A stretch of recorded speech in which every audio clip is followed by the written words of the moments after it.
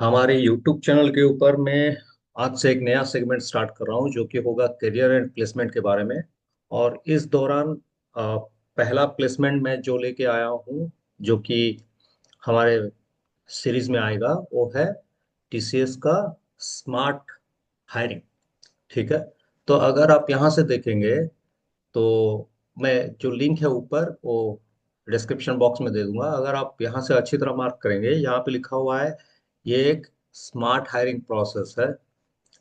ठीक है, ये स्मार्ट हायरिंग है किन के लिए? जो कि 2025 में ऑलरेडी पास आउट हो चुके हैं या 2026 में पास आउट होंगे, मतलब जो इस साल पास हो चुके हैं या जो 2026 को पास होने वाले हैं, उनके लिए TCS एक कैरियर लेके आया हुआ है जिसको कि हम इग्नाइट या स्मार्ट हायरिंग के नाम से जानते हैं।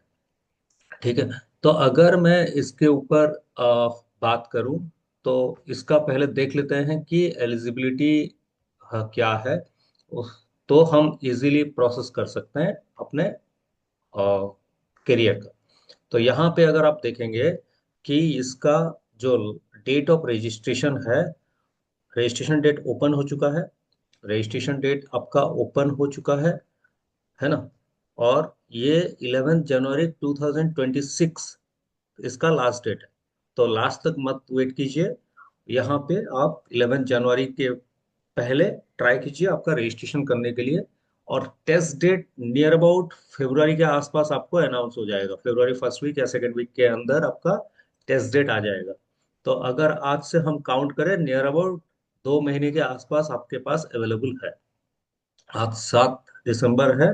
तो अगर फरवरी 7 को भी आपका एग्जाम होने वाला है तो इजीली आप प्रिपेयर कर सकते हैं और दे सकते हैं। और ये एक प्रोसेस है जहां पर कि जॉब इजीली एक्सेस हो सकता है विथ सम प्रोसेस। जो प्रोसेस है उस प्रोसेस को फॉलो करके अगर आप जाएंगे तो इजीली आप जॉब क्रैक कर सकते हैं।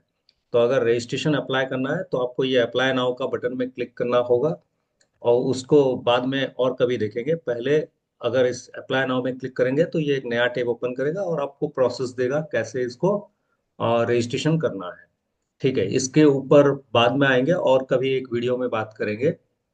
अभी फर्स्ट पहले देख लेते हैं कि एलिजिबिलिटी क्या है। ठीक है, और कौन कौन दे सकते हैं यहाँ पे। ठीक है ना। तो TCS BCA BSc इग्नाइट या स्मार्ट हायरिंग जो भी है, स्मार्ट हायरिंग जो भी है, ये किन के लिए है? 2025 जैसे कि पहले बोला, और 2026 पास आउट जो भी होंगे उनके लिए है। और इनके ऊपर कौन कौन दे सकता है? कैंडिडेट्स विद बैकग्राउंड BCA, जो BCA कर चुके हैं, BSc, और उस BSc के अंदर जितना भी फील्ड है मेंशन किया गया है, IT, computer science, maths, data science, statistics, cyber security, electronics, ये कैटेगरी के सब दे सकते हैं।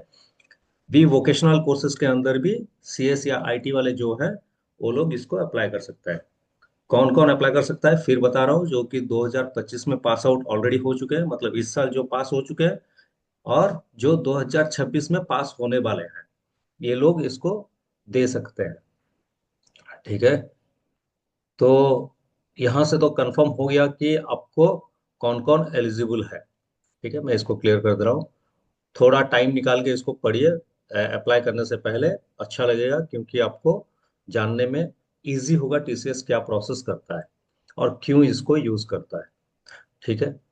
तो की फीचर्स ऑफ द प्रोग्राम, इसको एक बार पढ़ लीजिए। और या मेरे और एक वीडियो में आप देखेंगे तो मैं इसको फिर डिटेल में बताऊंगा। तो मेन इंपॉर्टेंट जो चीज़ है, सबके माइंड में जो कॉन्सेप्ट क्रिएट करता है, वो क्या है? वो है कि कौन एलिजिबल है इसके ऊपर। तो 2025 2026 वाले सब अप्लाई कर सकते हैं।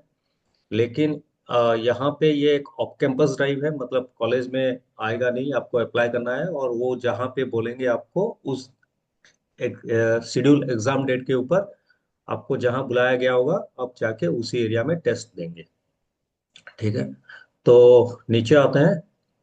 तो हेल्प डेस्क है, आप किसी से हेल्प डेस्क से हेल्प ले सकते हैं फोन करके पूछ के, बट जरूरी नहीं है उनको हर टाइम डिस्टर्ब करना। तो पहले देखते हैं टेस्ट पैटर्न क्या है। ठीक है। यहाँ पे टेस्ट पैटर्न जो है हायरिंग, स्मार्ट हायरिंग प्रोसेस का, यहाँ पे आपको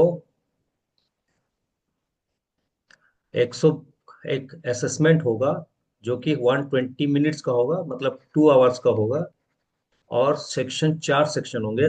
यहाँ पे आपको न्यूमेरिकल एबिलिटी यूज करना है, वर्बल एबिलिटी देना है, रीजनिंग एबिलिटी देना है, कोडिंग ऑप्शनल है।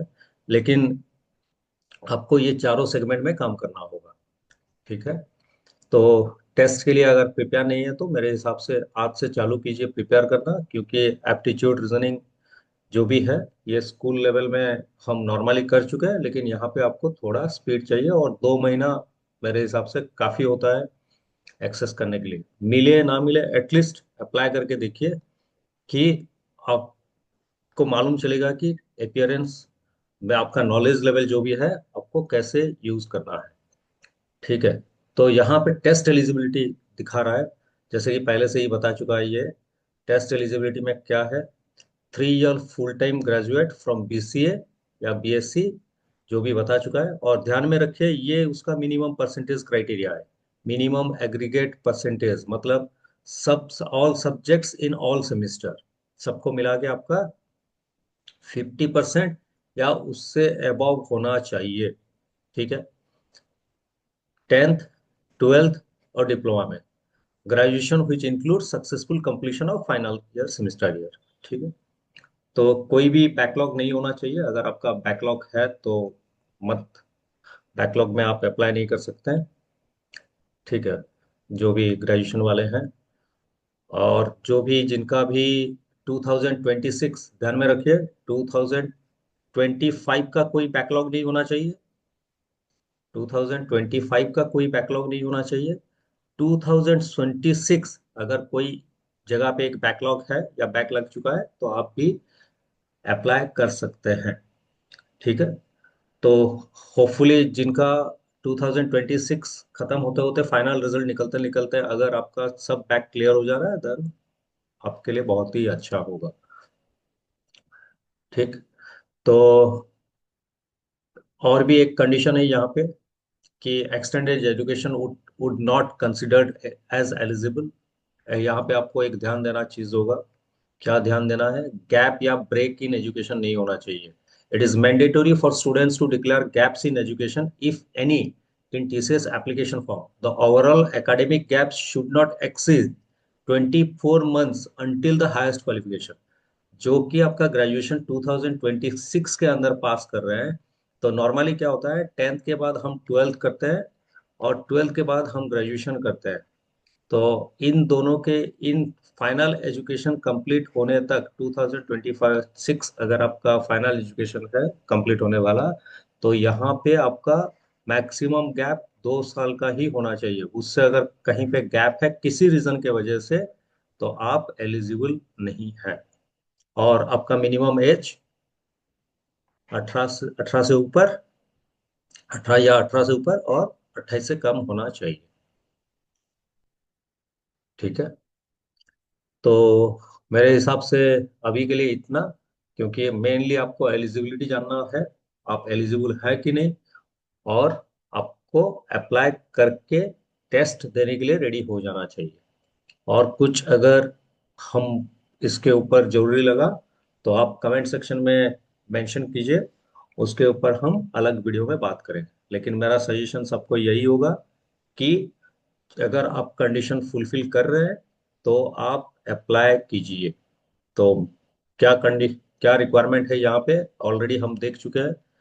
तो सिंपल फंडा में अगर जाए टीसीएस स्मार्ट हायरिंग के ऊपर, ठीक है, आप 2025 में पास आउट हो चुके होंगे या 2026 में आप पास आउट होने वाले हैं। ये पहला रिक्वायरमेंट है। सेकंड रिक्वायरमेंट ये है कि आप का परसेंटेज 50% से ज़्यादा होना चाहिए। और 2 इयर्स गैप मैक्सिमम आपका अलाउड है। और आपका कोई बैकलॉग नहीं होना चाहिए अगर 2025 पास आउट है। और 2026 पास आउट अगर है तो एक बैकलॉग आपको अलाउड है। ठीक है। इन सबको ध्यान में रख के आप अप्लाई कीजिए। लास्ट डेट ऑफ रजिस्ट्रेशन है 11 जनवरी 2026। और मेरे हिसाब से अप्लाई करके ट्राई करना चाहिए एग्जाम देने का, क्योंकि मिलेगा नहीं मिलेगा दैट इज समथिंग डिफरेंट। जब तक आप अप्लाई नहीं करेंगे तब तक आपको मालूम नहीं चलेगा कि आपको मिलेगा कि नहीं मिलेगा। तो मेरा सजेशन हमेशा यही रहेगा कि just apply, apply, and if you are getting a chance to appear the exam, then appear.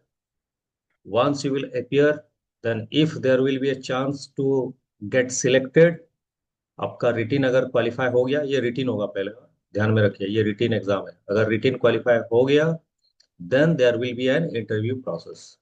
तो इंटरव्यू प्रोसेस कैसे होता है, रिटिन कैसे होता है, अप्लाई कैसे करना है, इसके ऊपर और एक वीडियो में बात करेंगे। तब तक के लिए सबको मेरा सजेशन, एडवाइस, रजिस्ट्रेशन कीजिए और अप्लाई कीजिए अगर आप कंडीशन फुलफिल कर पा रहे हैं। तो आज से ये हम करियर प्लेसमेंट का एक प्रोसेस स्टार्ट कर रहे हैं, ताकि हमारे जो ग्रेजुएशन लेवल के स्टूडेंट हैं या जिनको जॉब का रिक्वायरमेंट होगा, हम नॉर्मली यहाँ पे प्लेस करेंगे। और उसके साथ साथ करियर में ऊपर नीचे जो भी एडवाइस होगा उसको हम यहाँ पे डिस्प्ले करेंगे। तो तब तक के लिए गुड लक।